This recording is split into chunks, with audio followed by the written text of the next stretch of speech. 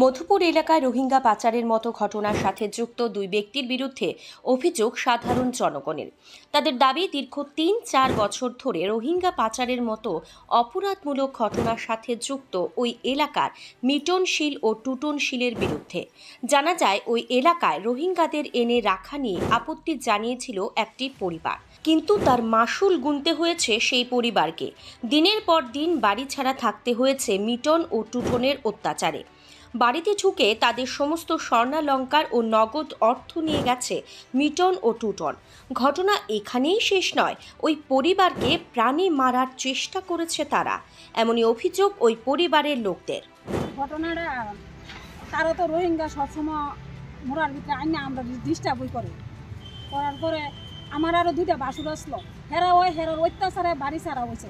আমার দুই দেওয়ার আসলো, হেরা অত্যাচার আসলো, কিন্তু ওখানে আমরা বাড়ির মানুষ, আমরা বাড়ি ঘরে থাকতে পারি না। আমরা বাড়ি ঘর থেকে হেরা আজকাল 3 দিন হয়েছে বাড়ি ছাড়া, আমরা এর বাইক থাকতেছি, কিন্তু এখন পর্যন্ত মধুপুরের থানা কোনো পদক্ষেপ নিছে না। ওখানে আমার বর্তমানে আমার বাসুর আছে, বাসুরও যাইতেছে গা, কারণ তারা সাক্ষী দিছে, এ কারণে তারা দিতেছে না। তাহলে রোহিঙ্গা আমরা অবজেকশন দিছিলাম যে আমরা রাখবো না, অন্য গানেরাও আমরা ডিস্টার্ব হোক। এই কারণের পর থেকে তারা আমরা একদিন রাত্রেবেলা মানুষ লয়ে আইছে, আইসিরা এই প্রাণে মারণের লেগে বন্দুক, রাইফেল, এরপরে দাও লাড়ি লইয়া দোকানের সামনে গাড়িটা থামাইয়া আমার বাড়ির ভিতরে মানুষটি উঠে গেছে। উঠে যাওয়ার পরে আমরা তো নিজের যান বাঁচাইতে পারি না। আমরা গিয়ে সেটা আরেকটা রাবার বাগানের ভিতরে গিয়ে বইয়া দিছি, বইয়ে সেটা দেখছি সত্যি ঘটনা। এরপর মুড়া তারা তন্ন করে বিচারছে মিটনশীল আর টুটনশীলে।